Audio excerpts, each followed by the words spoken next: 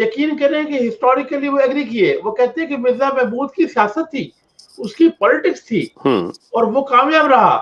تو اس طرح وہ ایک جو انٹلیکچوئل احمدی ہیں، میں ایک مثال دے رہا ہوں، وہ جسٹیفائی کرتے ہیں کہ مرزا محمود بشیر الدین محمود احمد نے ایک پولیٹیکل کھیل کھیلا، انتخاب کی بجائے انہوں نے مسجد میں جا کے تھوڑا کر دیا. ان کے پیچھے میر حسن نواب اور حضرت اما جان تھی.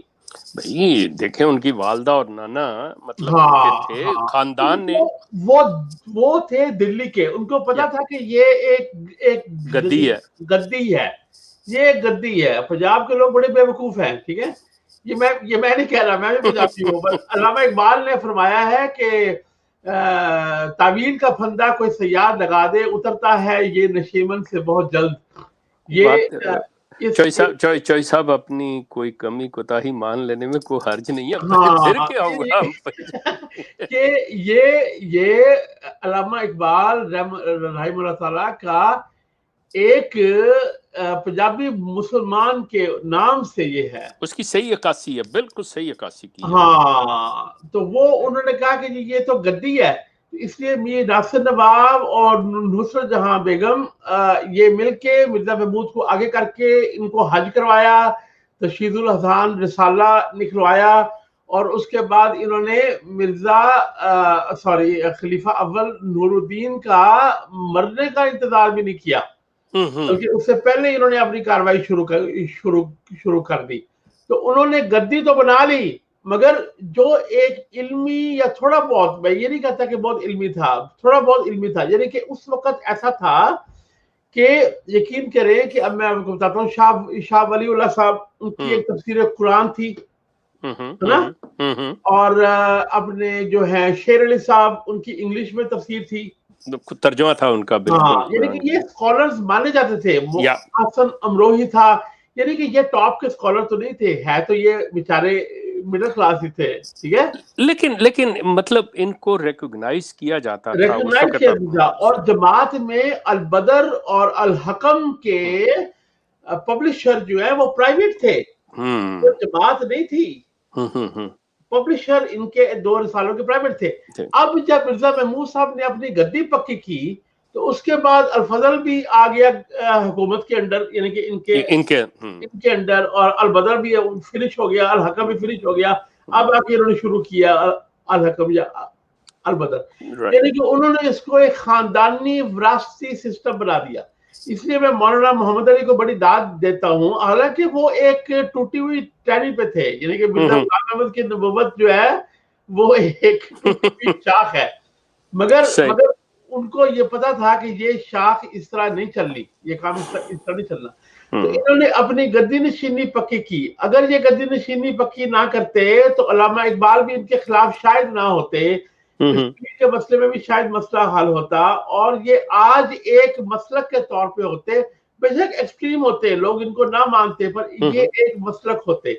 اور یہ اپنی نبوت کی جو مرزا غلام احمد کی نبوت کے دعوے ہیں ان کو ڈاؤن پلے کر کے، ان کو تصوف وغیرہ کے زمرے میں ڈال کے تو یہ ہینڈل کر سکتے تھے. میں کہتا ہوں آج بھی ہینڈل کر سکتے ہیں، اگر یہ چاہیں 100 سال لگے گا، اگر یہ مجھے کنسلٹنٹ رکھیں 100 سال لگے گا، مگر یہ اپنی تعلیمات اور اپنی عقائد کو ایک فارملائز کریں، اس کو جو ان کی جو لغویات ہیں اور ان کی جو مبالغہ آرائی ہے مرزا غلام احمد صاحب کی، اس کو ایک الگ پہ لے کے آئے. آئے مطلب اس کی طبیعت کر لے کہیں منزل تو گزرتا ہے بہت جلد، تحقیق کی بازی ہو تو شرکت نہیں کرتا، وہ کھیل مریدی کا تو ہرتا ہے بہت جلد، تعویل کا پھندا کوئی صیاد لگا دے، یہ شاخ نشیمت سے اترتا ہے بہت جلد. ٹھیک ہے، ویری ٹرو. کیا بات ہے، کیا بات ہے اس انسان کے دماغ کی کہ اس نے یہ آپ یقین کریں مرزا غلام احمد بھی پنجاب میں،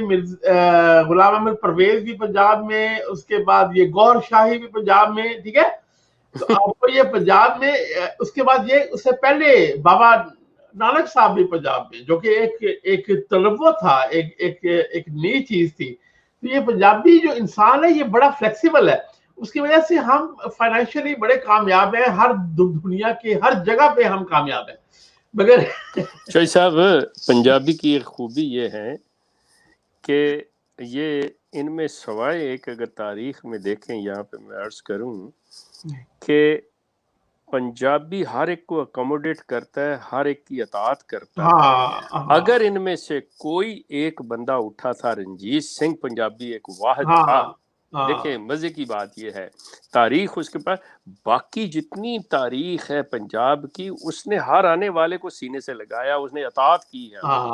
یہ بات آپ کی صحیح ہے. مرزا صاحب کی کتابیں پڑھ لیں، انہوں نے تو اپنے، آپ اندازہ کریں کہ اپنی شرائط بیعت میں سے چوتھے نمبر پہ جو رکھی تھی وہ اطاعت برطار انگلشیا کی، مطلب برطانیہ کی، وہ انہوں نے اطاعت رکھی ہوئی تھی، جس کو آج نکال دیا گیا ہے. بالکل بالکل. پنجابی بہت اطاعت پسند انسان ہے، مگر بیچ میں یہ اس کو اپنے فائدے کا پتہ ہے، کیونکہ ہم نے بقول کسی کے، یہ میرا نظریہ نہیں ہے کہ ہم پلینز کے رہنے والے ہیں، ہم میدانی علاقے کے رہنے والے ہیں، دریاؤں کے رہنے والے ہیں.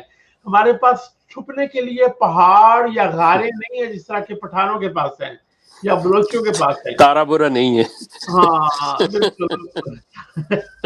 تو ہم ایکوموڈیٹ کر لیتے ہیں، ہم ہر انویڈر کو، ہر تنوع والے کو ایکوموڈیٹ. ہمارا دامن بڑا وسیع ہے، ہمارا دامن بڑا وسیع ہے، مگر اندروں اسی اپنا رکھنے اندروں سانو پتا ہے کہ ساری اصلیت کی ہے، اسی کرنا ہے نہیں. او میرے خدا. تو مسئلہ یہ ہے کہ آج اگر یہ کر لیتے ہیں، لیکن چوئی صاحب جیسا آپ نے کہا کہ یہ، لیکن میرا خیال ہے کہ آج ایک چیز جسے اپنا یہ فضل قرار دیتے ہیں، پتہ نہیں آپ مجھ سے اتفاق کریں گے یا نہیں کریں گے، لیکن میری اپنی جو اس طرف نظر جاتی وہ یہ ہے کہ جس کو یہ فضل سمجھتے ہیں، جو باہر آج یہ یورپ کے اندر اور نارتھ امریکہ اور دیگر مطلب ممالک میں پھیلے ہیں، اور وہ پھیلے جو ہیں وہ سارے پاکستانی ہیں، مطلب جن کو یہ جماعت قرار دیتے ہیں، نیا پودا لگ گیا، فلاں ہو گیا، وہ پاکستانی احمدی چلا جائے تو پودے لگ جاتے ہیں. ہو سکتا ہے کہ اگر یہ پاکستان سے نہ نکلتے، میرا جو سوچ ہے، تو ان کی جو آنے والی نسل ہے وہ جس طرح یہ ہندوستان سے آ کے ملٹی پلائی ہوئے ہیں اسی طرح تعداد ان کی بڑھ جاتی. اب جو باہر نکلے ہیں تو ان کی جو نئی نسل ہے اس نے مطلب جو ویسٹرن، آپ کہہ لیں کہ جو ویسٹرن سوچ ہے، ویسٹرن آئیڈیالوجی ہے، اور جو فریڈم ہے، اس کو اتنا انجوائے کیا ہے کہ ان کی نسل ان کے قابو میں نہیں رہنے لگی. یہ تو انجوائے نہیں کیا، یہ ایگزیکٹلی وہ چیز ہے جو میرے پہ بیتی تھی 1990s میں. اس وقت جماعت احمدیہ کم از کم کینیڈا اور امریکہ اور یو کے میں کہہ سکتا ہوں کہ 80% لوگ جو ہیں وہ یقین نہیں رکھتے، مگر وہ اپنے ایک، کیونکہ یہ ایک برادری بھی ہے جی شادیوں کے مسئلے. اب جن مسائل میں سے میں گزر رہا ہوں یا آپ گزرے ہیں وہ مسائل لوگ نہیں برداشت کر سکتے. اچھا، اب مسئلہ یہ ہے کہ یہ عقلاً جو میں اس کی ہوتا تھا، میں آئی وی ایم میں کام کرتا تھا، میں کنسلٹنٹ تھا، میں کہتا تھا جو سچ ہوتا ہے میں بات کرتا ہوں، کسٹمر بھی مانتا ہے، میرا پروجیکٹ مینیجر بھی مانتا ہے، میرا سی او بھی مانتا ہے. یہ کیا چیز ہے؟ جب میں شام کو 5 بجے جاب سے اٹھ کے تو میں مشن ہاؤس جیم اسٹریٹ پہ جاتا ہوں، تو مجھے ایک تو ٹوپی پہننی پڑتی ہے، ایک مجھے اپنا دماغ چینج کرنا پڑتا ہے کہ اب کوئی سوال نہیں پوچھنا. You have to change your cap. You have to change your whole mentality to get there. اب آپ کو یاد ہے اس وقت میرا ایم ٹی اے پہ پروگرام ہوتا تھا، میں ایم جے گزٹ کا ایڈیٹر ہوتا تھا، میں بہت کام کرتا تھا. جی تو تقریباً روز جو ہے وہ میں 5-6 بجے جاب سے فارغ ہو کے سیدھا وہاں جاتا تھا، 9-10 بجے رات کو پھر میں گھر جایا کرتا تھا. میری بیگم اس وقت جو تھی وہ بیچاری بڑی صابر تھی، ٹھیک ہے. تو میں سوچتا تھا کہ یار یہ مجھے کیوں چینج کرنا پڑ رہا ہے، اگر حقیقت اور سچ یہی ہے. اسی طرح جو لوگ پروفیشنل بنے ہیں ویسٹرن کنٹریز میں، وہ سارے کے سارے اس کے فنڈامنٹلز پہ یقین نہیں کرتے. وہ کہتے ایک چیز وہ کہتی ہے کہ یار باقی مسلمانوں نالوں چنگے ہیں اسی، یا چلو اسی ایک پاسے پھڑے ہوئے ہیں. ہمارے افضل اوپل صاحب ہیں، آپ جانتے ہیں، بڑے لبرل، بڑے انٹلیکچوئل بندے ہیں، انہوں نے کتاب بھی لکھی ہے، میں نے اس کا ریویو بھی لکھا ہوا ہے، مگر وہ پھر کہتے ہیں کہ جی باقی مسلمانوں سے ہم اچھے ہیں. اس کی وجہ یہ ہے کہ یہ مسلمانوں میں رہے نہیں. مطلب سوری ٹو انٹرپٹ یو چوائس صاحب، یہاں پہ مسئلہ جو ہے نا پھر وہی کلچر کی اور ہمارے رہن سہن کے اوپر آ گیا نا. جب کہ سلسلہ جو ہے وہ بلیف کا، مطلب بات ایمان کی ہو رہی ہے کہ اصل چیز کیا ہے. اچھے برے لوگ جیسے احمدی کسی سے بات کر وہ کہتے ہیں جی مسلمانوں میں جی اگر اچھے ہیں تو مسلمانوں میں برے بھی ہیں تو ہم میں بھی کچھ برے ہیں. بات یہاں اچھے برے کی نہیں ہو رہی. میں یہ کہہ رہا ہوں کہ یہ جو نئی نسل کے بارے میں نے بات کی ہے نا, مطلب ٹھیک ہے ہم نے جیسے تیسے جو مائیگرنٹ سوسائٹی ہوتی ہے that always pay the price. ہم نے تو جو پرائس پے کرنی, کیا پرائس پے کری کہ ہماری جو نسل آگے ہے اب وہ اس طرح نہیں سوچتی جس طرح ہم سوچتے ہیں. بات یہ ہو رہی وہ ان کے قبضے میں نہیں رہی. یقین کرے یہ چند لوگ یہ لے کے بیٹھ کے جن کو سر پہ کالیاں ٹوپیاں اپنا نشان بنا کے, جیسے دوسرے لوگ سبز ٹوپیاں یا کوئی اور رنگ کی ٹوپیاں پہنتے ہیں, پگڑیاں باندھتے ہیں, انہوں نے بھی کالی وہ ٹوپیاں پگڑیاں باندھ لی ہیں اپنے سروں کے اوپر.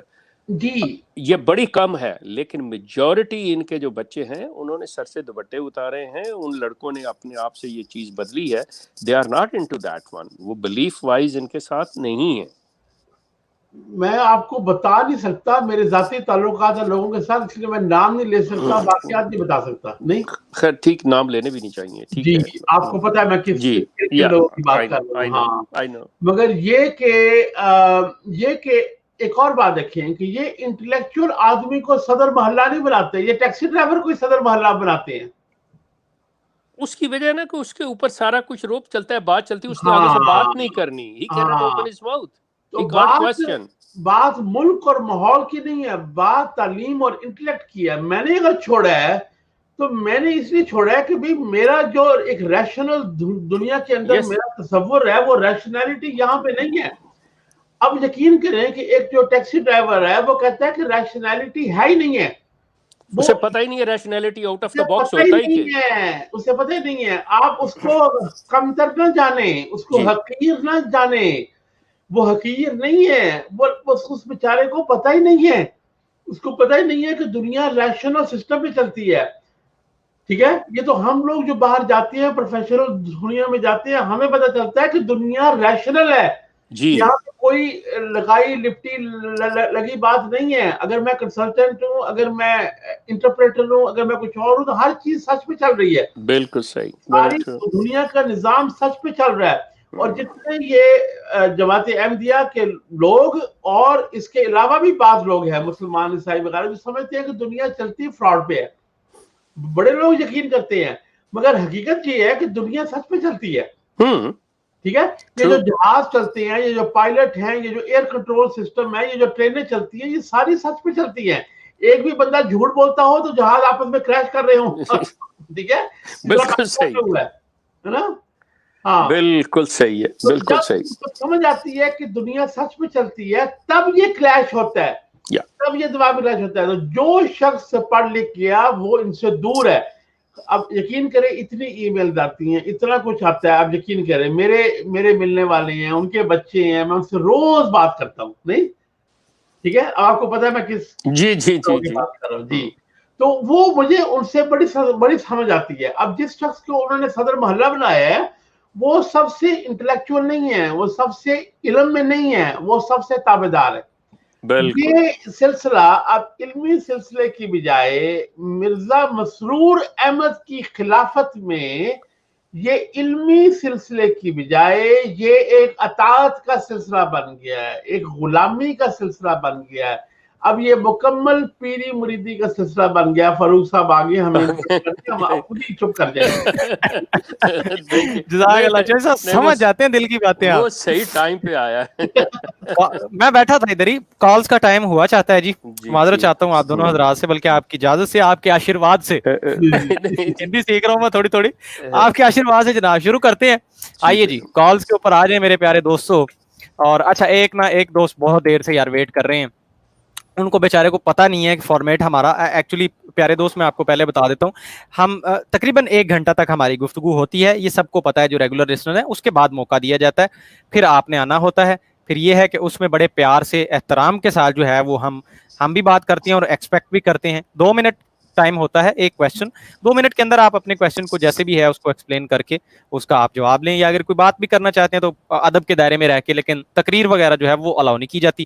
تو اب لنک نیچے آ چکا ہے, جلدی سے آ جائیں. جس نے کال پہ آنا ہے آ جائیے. پہلے ان کو موقع دیتے ہیں جناب رمی صاحب. السلام علیکم رحمۃ اللہ, کہاں سے اور کیا سوال آپ کا؟ جی السلام علیکم, میں آئرلینڈ سے ہوں. ویلکم سر، ویلکم ٹو ہاں شو. جی ہاں جی تھینک یو. اور جو سا میرا جو سا کویسچن جو سا ہے ایک شیخ صاحب سے ہے. جی جی شیخ صاحب میں آپ کی جو سا ابھی آپ کو میں سن رہا تھا اس میں آپ نے فرمایا تھا کہ مرزا صاحب نے بہت نفرت پھیلائی ہے. تو آپ جو سے مرزا صاحب کے بعد جو سی خلافت چلی ہے، میں جو سا میرا تعلق بھی روا سے ہے اور مسجد مبارک میں جو سا میں پیدا ہوا تھا. تو میں مسجد مبارک کے قریب یا مسجد مبارک کے اندر؟ مسجد مبارک کے اندر. ہاں جی اچھا ماشاء اللہ، وہاں گھر تھا ہمارا. اوکے. میں جو سا ہوں میں نے جو سا ہے اپنا ناظر اللہ صاحب مرزا مسرور احمد صاحب کو بچپن سے دیکھنے لگا. مجھے کبھی ان سے جب بھی ان سے ملاقات ہوئی ہے کبھی میں نے ان کے جو ان سے بات کرنے میں کوئی نفرت محسوس نہیں کی. اگر مرزا صاحب نفرت پھیلاتے تو ظاہری بات ہے ان کو بھی وہی کام کرنا چاہیے تھا جو مرزا صاحب نے کیا ہے. اور آج تک میں نے جتنے بھی خطبات سنے ہیں میں نے کبھی بھی ان کے منہ سے کوئی نفرت کا لفظ نہیں سنا. تو کائنڈلی اس پہ آپ تھوڑا سا بتائیں کہ یہ کیسے نفرت پھیلاتے ہیں. تھینک یو سو مچ رمیز صاحب، تھینک یو سو مچ. پہلی چیز تو یہ ہے کہ یقیناً مسرور میاں آپ سے نفرت کیوں کریں؟ نفرت انہوں نے ان سے کرنی ہے جو ان کے اس حلقہ میں داخل نہیں ہیں، ان کی پیری مریدی میں نہیں ہیں، یا مرزا صاحب کو جو نہیں مانتے. آپ مرزا صاحب کی تحریرات کو پڑھیے جو میں نے عرض کی ہے. مرزا صاحب کی تحریرات کو پڑھیے جس میں وہ یہ فرماتے ہیں، اب میں کوٹ کرنے لگا ہوں، اس کا مفہوم ہے، مطلب اگر آپ ایگزیکٹ کہیں گے تو میں اس کا دے بھی سکتا ہوں، یا میرے فیس بک پیج پہ جا کے آپ باقاعدہ وہ تحریر آپ کو مل سکتی ہے ود دا ریفرنس، سارے الفاظ مل جائیں گے، لیکن یہاں پہ میں اس کا مفہوم دے دیتا ہوں کہ مرزا صاحب حضرت عیسیٰ کے بارے میں فرما رہے ہیں کہ میری حضرت اس مطلب عیسائیوں کے خود ساختہ خدا عیسیٰ سے اتنی نفرت تمام مسلمانوں سے، مطلب comparison to the all Muslims کو رکھتے ہوئے کہ تمام مسلمانوں سے اتنی زیادہ ہے کہ اگر آپ ترازو کے ایک پلڑے میں میری نفرت رکھیں اور دوسرے پلڑے میں تمام مسلمانوں کی نفرت رکھیں تو میرا پلڑا بھاری ہوگا. میں جو بات کر رہا ہوں نا، جب میں یہاں پہ جو ہم بات کر رہے ہیں وہ یہ نہیں کہہ رہے کہ آپ کو وہاں پہ روا میں رہتے ہوئے مرزا مسرور صاحب نے آپ سے نفرت کی یا نہیں کی، یا آپ کو کوئی ایسی بات نہیں. ہم جرنل بات انٹرنیشنل لیول پہ کر رہے ہیں، انسانیت کے لیول پہ کر رہے ہیں. کسی ایک خاص گلی محلے میں ابا نے اپنے بچے کو کچھ کہا، یا ہمسائے نے کچھ کہا، یا ناظر اعلیٰ نے مطلب اپنے کسی کارکن کو کہا یا نفرت کی، یہ باتیں نہیں کر رہے.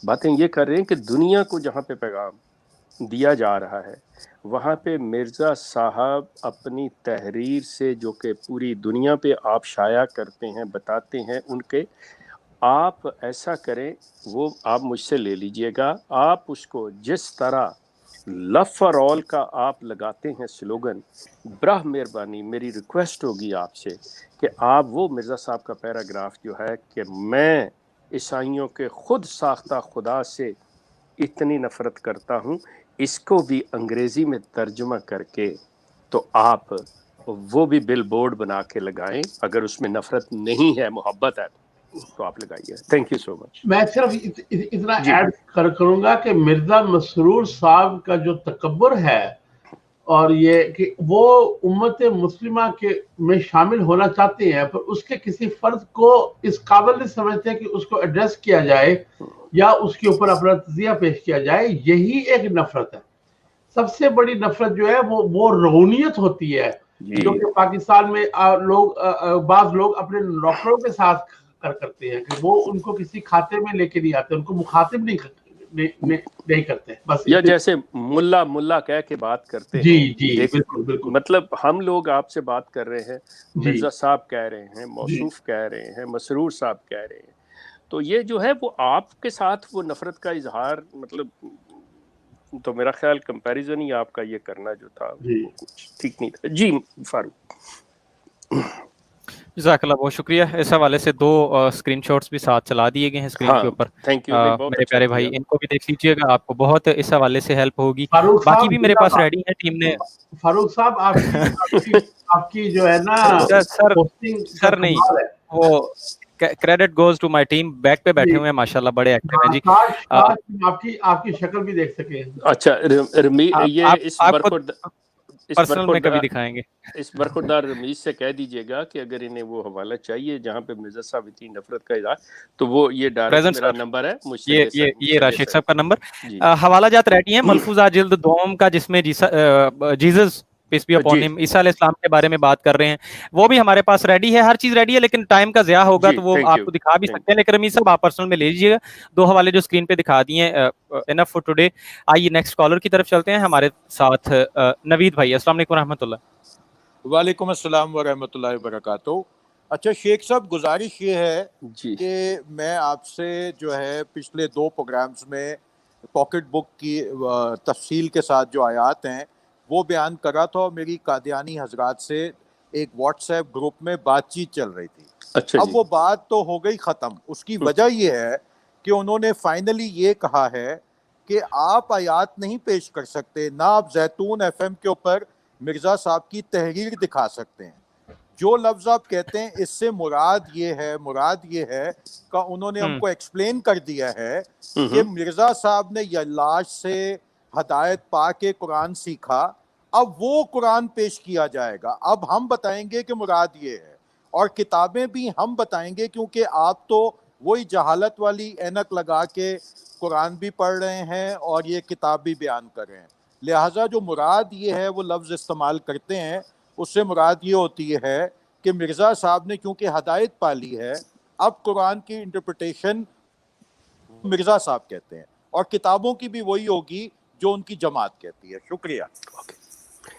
मैं नवीद साहब चौई साहब को दूंगा सिर्फ एक बात कह के कि self praise is not a appreciation, कि वो खुद अपने आप को कहें जी मैं हदायत याफ्ता हूँ, जो मैं हूँ, का it's not a appreciation, it's nothing. जी चौई साहब आप। जी मैं एग्जैक्टली वही बात दोबारा दोहराऊंगा कि वो उम्मत मुस्लिमा में शामिल होना चाहते हैं, मगर उम्मत मुस्लिमा की किसी चीज को, किसी साहब का हर चीज को वो धत्कार देते हैं। तो ये चीज जो है ये ही बजाते खुद, यानी कि आप में अगर आप में अकल है तो आपको समझ आएगी, वरना आपको समझ नहीं आएगी। यानी कि ये आकिलुल कुल है। यही एक बहुत बड़ा तकब्बुर होता है। यानी कि हम यहाँ बैठे हैं, हम अपने आप को आकिल कुल नहीं कहते, हम अपने आप को स्टूडेंट कहते हैं। तो आप जब आकिल कुल होते हैं, हम हर एक मसलक के आलिम को हम पढ़ते हैं, डिफरेंट रिलीजन्स के मसलक को पढ़ते हैं। ये वो दुनिया है इस्लाम की, ये वो दुनिया है real world, not only Islam, all the religions, all the philosophies in the world, they do a comparative analysis, वो एक तकाबली तज्जिया करते हैं। ठीक है। यहाँ पे ये है कि भी अगर आप में अकल नहीं है तो आपको समझ नहीं आएगी। हम चोजन वंस हैं, हमें अकल है, हम अतात करते हैं, अतात करेंगे तो आपको समझ आएगी। तो भाई ये जो है ना आपकी मंतक, और ये जो आपकी क्या कहते हैं हिदर सिंगी, इसको आप अपने तक की महदूद रखें। दुनिया इस तरह नहीं चलती। मैं आपको बता रहा हूँ कि मैं जब फिसला हूँ या जब मेरे में अकल आई है 1990s में, तो मैंने कहा है कि दुनिया इस तरह नहीं चलती। दुनिया इस तरह नहीं चलती कि आप सारे लोगों को, दुनिया की सारी हुकूमतों को, दुनिया के सारे उलमा को पागल कहें, बेवकूफ कहें, और कहें कि हम वो लोग जो जिनको ना लिखना आता है, ना पढ़ना आता है, ना बोलना आता है, हम आकिल कुल है। तो ये बात नहीं चलती भाई, इस पर जरा गौर कीजिए। चौई साहब, इसमें सिर्फ एक चीज नवीद साहब आपको दूंगा कि आज भी ये जो अहमदिया कल्ट है मोहताज है आज भी उन तहरीरात का, उन हवाला जात का, जिसकी बुनियाद पर, जिसके हवाले से इन्होंने अपने कल्ट की बुनियाद रखी हुई है। मतलब उनके बगैर, उन अहादीस के बगैर, उन अकवाल के बगैर ये आगे नहीं चल सकते, और उन्हीं को ही ये करार दे रहे हैं कि अब तुम कुछ नहीं रहे, अब मैं हूँ हदायत या। भाई अगर आप हदायत याफ्ता हो गए तो उनको भी छोड़ दो जी। मगर वो अखबार और वो कोर्स बड़े गलत तरीके से ये करते हैं। इमाम इब्नुल अरबी को और शाह वलीउल्लाह मुहद्दिस देलवी को ये बड़े गलत तरीके से कोट करते हैं। یہاں تک کہ جو آپ کے نواب صدیق حسن تھے انڈیا کے, ان کو بھی کوٹ کرتی ہے, بڑے غلط طریقے سے کوٹ کرتی ہے. یعنی کہ انٹلیکچوئل آنیسٹی کہیں بھی نہیں ہے. یہ ہم ثابت کر سکتے ہیں اس شو پہ, اگر فاروق صاحب اجازت دیں, ایک ٹاپک کو پکڑ لیں, کسی کوٹ کسی حوالے کو پکڑ لیں, وہ یہ غلط طور پہ شو کرتے ہیں. ہاں, وہ یہ غلط طور پہ شو کرتے ہیں. تو آپ کس قسم کی علمی فضیلت کا دعویٰ کرتے ہیں, جبکہ آپ علم کی بنیادی چیز کو, جو کہ انٹلیکچوئل آنیسٹی ہوتی ہے, کہ جس بندے کا حوالہ دے رہے ہیں اس کو سیاق و سباق کے منظر میں اور اس کو عقل کے پہلو میں لے کے آ کے آپ ڈسکس کریں. جب آپ یہ بنیادی چیز فالو نہیں کرتے تو آپ کسی طور سے اپنے آپ کو علم کے اوپر نہیں ثابت کر سکتے. جب آپ علم پہ آئیں گے, ہم عاجز انسان آپ کو اپریشیٹ کریں گے, مگر آپ کی قیادت آپ کو اس علمی معیار پہ, جو کہ ایک کامن انسانیت کا علمی معیار ہے, خالی مسلمانوں کا نہیں, عیسائیوں کا نہیں, ایک کامن انسانیت کا ایک علمی معیار ہے, جسے ہم انٹلیکچوئل آنیسٹی کہتے ہیں, کہ جب کسی کا حوالہ دینا ہے تو اس کو سیاق و سباق کے ساتھ دینا ہے. جب کسی کی بات کرنی ہے تو آپ یہ قندیل صداقت کتاب چھاپ کے اس کے اندر 95% حوالے جو ہیں وہ آؤٹ آف کانٹیکسٹ ہیں. بالکل, احادیث جو ہیں وہ آؤٹ آف کانٹیکسٹ ہیں, کیونکہ جب آپ ایک حدیث کو دکھاتے ہیں تو آپ کو باقی احادیث بھی دکھانی پڑتی ہیں. اب یہ ساری ختم نبوت کی احادیث جو ہیں ان کو نعوذ باللہ ردی میں پھینک دیتے ہیں, صرف اس حدیث کے پیچھے کہ حضرت عائشہ رضی اللہ تعالی عنہا نے فرمایا کہ عربی یاد نہیں ہے, یہ مفہوم بنتا ہے صاحب کہ ایسا نہ کہیں کہ کوئی نبی نہیں ہے بعد میں. آئی تھنک وہی والی حدیث ہے, قولوا خاتم النبیین ولا تقولوا لا نبی بعدی, لا نبی بعدی ولا تقولوا لا نبی بعدی, اس کی لا نبی بعدہ, اس کی بیس کے اوپر یہ ساری باقی احادیث ختم نبوت کی فنش کر دیتے ہیں. مگر اس جو حدیث کا حوالہ دیتے ہیں اس کا اگلا حصہ نہیں بتاتے, جہاں وہ کہتی ہیں فَإِنَّا كُنَّا نَعْلَمُ أَنَّ عِيسَى ابْنَ مَرْيَمَ فَإِنَّا كُنَّا قَبْلَهُ وَبَعْدَهُ, سوری اگر میری عربی میں غلطی ہو معاف کر دیجیے گا, مگر کہنے کا مطلب یہ ہے کہ اس کے اندر یہ ہے کہ انہوں نے کہا کہ اس لیے ان کو آخری نہ کہو کہ ابھی ایک نبی نے اور آنا ہے پیچھے سے, جو کہ پہلے بھی تھا اور بعد میں بھی آئے گا. یہ وہ حدیث ہے. تو کہنے کا مطلب یہ کہ یہ تمام صحیح احادیث کو, جہاں پہ رسول اللہ صلی اللہ علیہ وآلہ وسلم نے اپنے آپ کو کہا کہ انا خاتم النبیین لا نبی بعدی, اس کو یہ اس چیز پہ رد کر دیتے ہیں ایک پہ. تو یہ انٹلیکچوئل آنیسٹی نہیں ہوتی. انٹلیکچوئل آنیسٹی میرے بھائی وہ ہوتی ہے جب آپ سارا جو علمی ایک مقدار ہے, جو ایک نظام ہے, اس کے مطابق آگے ڈسکشن کو لے کے جاتے ہیں. میں آپ کو چھوٹی سی مثال دے کے آپ کو میں اپنی بات فنش کرتا ہوں. اس کو کہتی ہیں پریسیڈنس. میں ایک وکیل بھی ہوں, میں پاکستان میں ہائی کورٹ کا لائر ہوں. ایک کامن لا انسٹیٹیوشن ہے پاکستان. کامن لا میں یہ ہوتا ہے کہ ہر جج کا جو فیصلہ ہے سپریم کورٹ کا, وہ پریسیڈنٹ ہے. پریسیڈنٹ کا مطلب کہ وہی قانون ہے. اب جب ایک جج نے اس پریسیڈنٹ سے ہلنا ہے تو اس کو پوری اسٹڈی کرنی پڑتی ہے. اگر کسی وکیل نے جج کے سامنے یہ ثابت کرنا ہے کہ وہ سپریم کورٹ کا فیصلہ اب لاگو نہیں ہوتا اس کیس پہ, تو اس کو ثابت کرنا پڑنا ہے, پچھلا سارا اسٹڈی لے کے اس کو ثابت کرنا پڑنا ہے کہ یہ جو اسٹڈی ہوئی ہے, یہ جو